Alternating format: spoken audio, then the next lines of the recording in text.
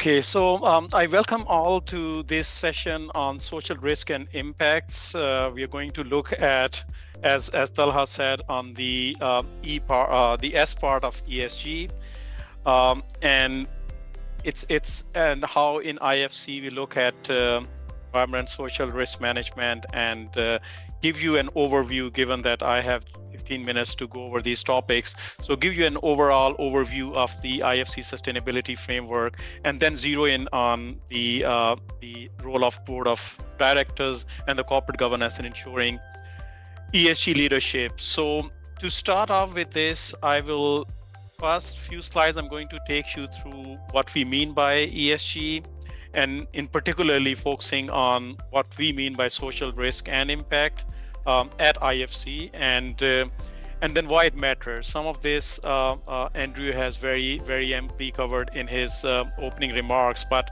it always makes sense to talk about what's in it for investors in the first place to require the investee companies to improve their ESG performance. So ESG, what you're seeing on your screen is the IFC definition of environment, social, and governance. And you see here, it has really a twin perspective. So when we say ESG, it really means a set of environmental, social, and governance factors which are considered by companies on one hand when they're managing their operations, but then also for investors when making investment decisions with respects to risk, impacts, and opportunities. When we think of ESG, typically we are thinking of ESG risk and impacts, but there's also an important point, as you can see here. ESG risk also represent an opportunity for businesses to be more resource efficient, to be more improve their ESG performance and turn this risk into opportunity. What you're seeing here on this slide is the three key areas, and as I said, for this presentation we're going to focus more on the social risk aspect, but to give you just a holistic view of all three areas and what do we mean by these key risks and impacts in all three of ESG areas. You'll see all the impacts and risks that are impacting the physical and natural environment. We conveniently club them together under environmental risk. And here on your left, you are seeing on the left of your screen some of the typical environmental risks, starting from climate change to resource depletion to pollution to energy consumption, land use, biodiversity loss, water consumption, and the last point is really about turning those environmental risks into an opportunity for businesses to be more profitable and get financial returns from following good ESG practices. In the middle, you will see the second category of risk, and these are the risk and impacts that are essentially impacting the community, surrounding community around a project or investment, as well as the workers or the staff of your project company. And some of the typical social risk, and I'll talk more in the later slide about the Pakistan specific social risk, but some of the typical risks you see under social risk and impact category are those relating to worker conditions. That always comes at the top. Lack of equal opportunity, lack of diversity, we see in our markets that's being one of the key social risk issue. Impact that the project or investment activities may have on surrounding communities. Health and safety of not just the staff but also the communities around the project. Child and forced labor, grievance mechanism to address communities' grievances, but then also of the workers' grievances they have against the management or the company. Human rights issues, again, we discuss under social risk. And then social impacts of products, services, or company operations. And one of the areas that has recently gained a lot of attention is gender-based violence and harassment. The governance piece on the right side of the screen is really the oversight of E&S risk and impacts, and it really emphasizes the board of directors role, and it emphasizes having key processes and procedures in place led by the board of directors in terms of an effective risk oversight over E&S risk and impacts of any business operation. I will go on to just share with you some of the emerging E&S issues, and you'll see they're more on the social risk issues and how they're relevant to companies and businesses in Pakistan. So on the left side of the screen, gender-based violence, and what we mean by it sexual exploitation, abuse, and sexual harassment. This is an area which is a key risk for companies operating in Pakistani environment. And you'll see here the statistics where 28% of women aged 15 to 49 have experienced some sort of physical violence, and 6% have experienced sexual violence. This is as per 2023 United Nations Population Fund study. And that's a staggering number to start with in terms of the prevalence of these issues for companies in Pakistan. We then have modern slavery that includes child and forced labor, human trafficking, according to Global Survey Index, and these are global numbers.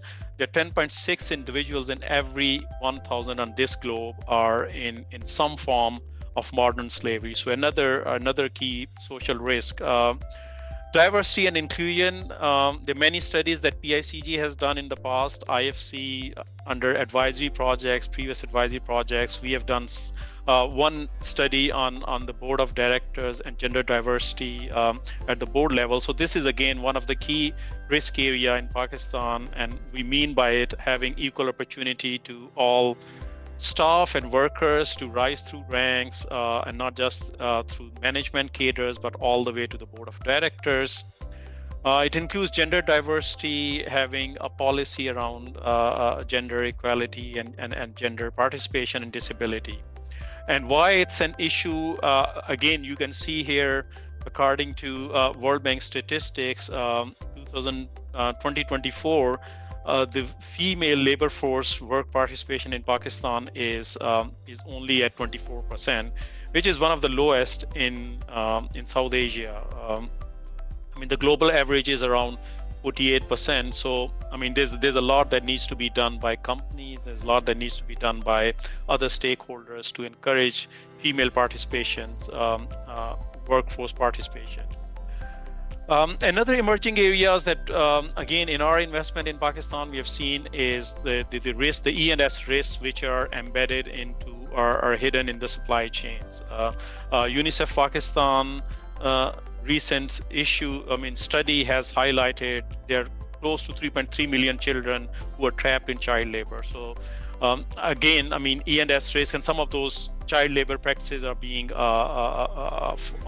child labor issues are prevalent in your supply chain. So how do you make sure that you have a system in place, an E&S risk management that looks at the supply chain and your supply chain, all the suppliers that you have, and you actually address these risks.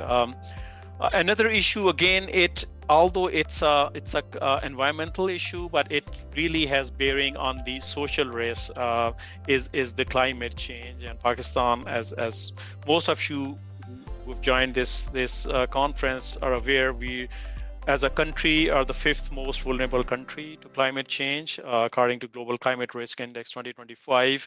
And this has implications for those climate-related events leading to displacements of communities, loss of livelihood, loss of housing, etc. really exacerbate the social risks that are already prevalent in our environment. The other point I wanted to make is that when we look at E, S, and G, we often think of them as different buckets or different areas, but there's always a correlation. So an environmental risk, if not addressed as part of your environmental and social management system, can actually exacerbate and worsen your other social risks that you may face, and vice versa.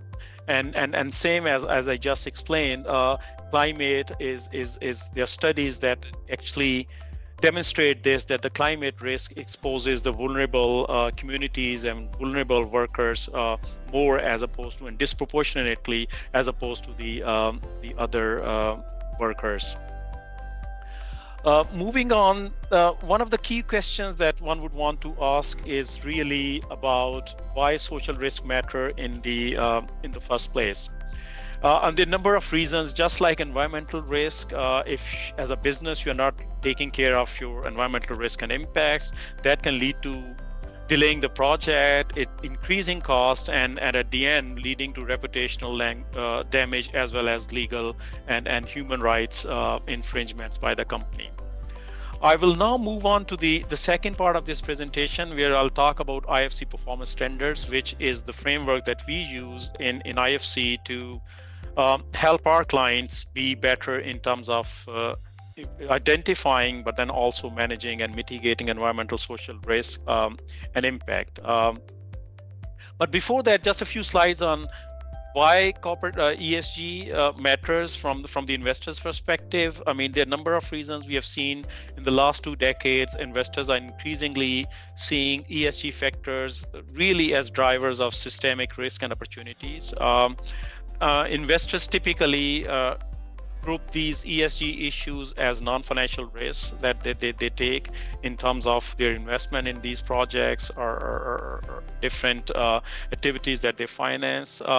They're also interested in supporting global economic, social, and environmental well-being, and they see ESG factors and pushing ESG agenda toward the achievement of those goals.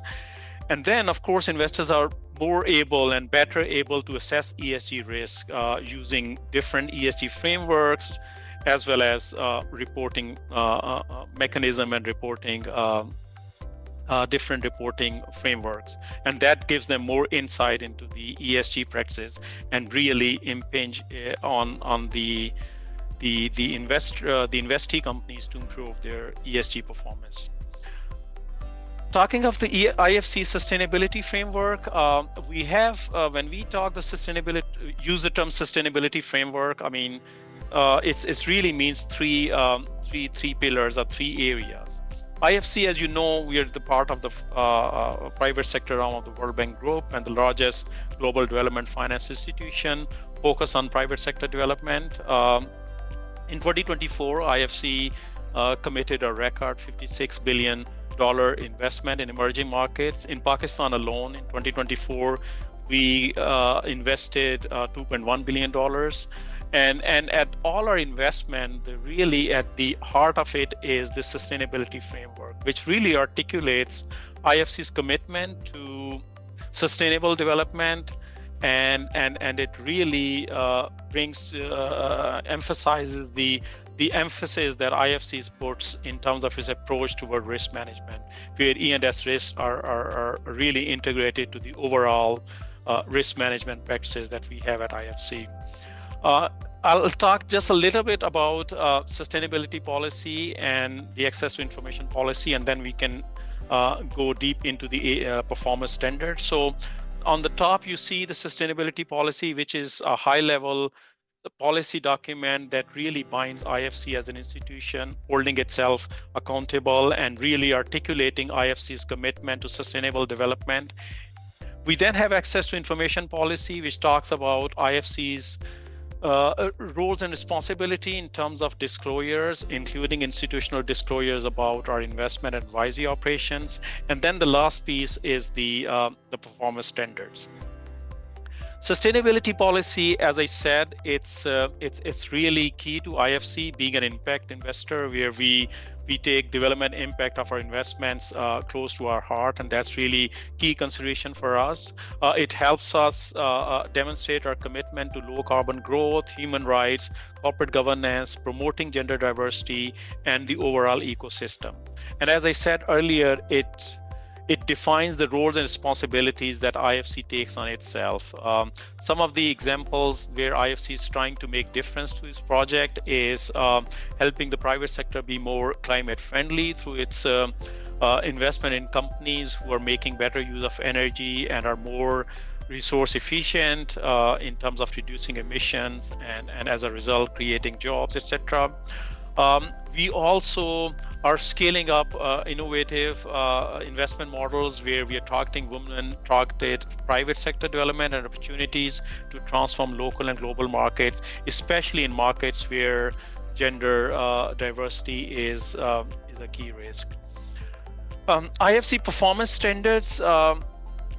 It's the difference between IFC performance standards and the policy is, while the IFC sustainability policies talks about roles and responsibilities of IFC, the performance standards speak to the client's responsibility and what they need to do in terms of managing their E&S risk and impacts. One of the key concepts embedded into IFC performance standards or IFC PS is the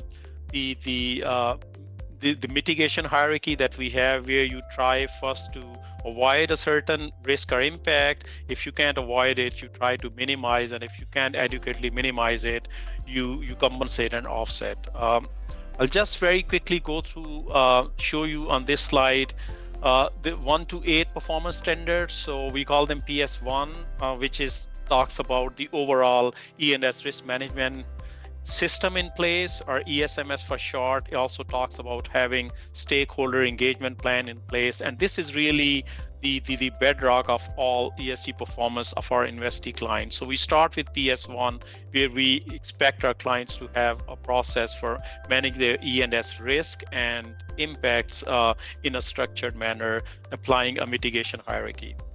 We then have PS2 to 8. These are performance standards that focus on typical areas, PS2 specific areas. PS2 talks about labor and working conditions. PS3 is about resource efficiency and practices, companies' practices around controlling air pollution, use of resources, other. PS4 is about the surrounding communities, well-being, their welfare, and how project is making sure that the communities around the project site, they're not negatively impacted by the activities of the project. PS5 is about land resettlement, where the project involves resettlement of people. How do you ensure that those who are impacted, the communities, you restore their livelihood and their housing, etc. Biodiversity is under PS6, which in those projects where there's a risk of loss of biodiversity, there's a number of requirements that clients have to comply with to ensure preventing biodiversity loss. And then 7 and 8 talks about the rights of indigenous people and the cultural heritage. To give you an idea of how these performance standards speak to the social risk and impacts. So as I said earlier, PS1 is really the umbrella performance standard, which talk about having an ESMS management system, which talks about having a community engagement plan and community grievance mechanism, and social risk assessment and identification is a key part of ESMS. PS2 is focused exclusively on social risk, starting from worker rights to occupational health and safety, non-discrimination at work, and the rights that PS2 extends, they go beyond your direct staff and they extend to contractors as well. PS4 is about community health, safety, and security. So the exposure, the negative externalities of the project, and how project sponsors are making sure that the communities are not negatively impacted. Gender-based and violence, human trafficking, etc. All these issues are looked at and mitigated under PS4. PS5 again talks about avoiding and compensating affected communities, livelihood restoration, and grievance redressal mechanism. And 7 and 8 again about the rights and privileges of indigenous people and where there's cultural heritage that can be impacted. Going to the last part of this presentation, in terms of the corporate governance role and the board of directors role in ESG leadership, I'll just briefly take you through the corporate governance framework that IFC has in place for looking at corporate governance of its its of its investee companies. So there are 6 areas, and in all these 6 areas, corporate governance areas, IFC has embedded E&S aspects. So when it comes to commitment to corporate governance, the board should be equally committed to exercising ESG leadership and promoting a culture of sustainable development, etc. Board structure and functions, there are requirements in terms of the level of risk, E&S risk, to have some board level committee or other terms of reference specifically regarding the board's role in exercising E&S oversight. Control environment integrates E&S risk governance. Disclosures should include sustainability disclosure and minority shareholder. So, and then the last area is about the leadership role in overseeing stakeholder engagement. So just a few points in terms of board leadership that I wanted to emphasize, and since we are going overboard, so I mean the board role is really key in terms of ESG leadership. And some of the action items that board can really take ownership of is having relevant ESG commitment and policies which are endorsed by the board, having an organization ESMS not at the management level, but board should also have relevant board committees to look at E&S risk more holistically, and then management system, and we talked about PS1 which talks about ESMS, so having relevant management system in place, and then supporting and empowering the E&S management and initiative across the organization. And at the end, monitoring, guiding, recognizing, and rewarding staff and those who are behind the sustainability practices at an organization. And then eventually having sufficient disclosure, sustainability disclosure as part of your annual reports or other disclosures to ensure greater transparency and accountability.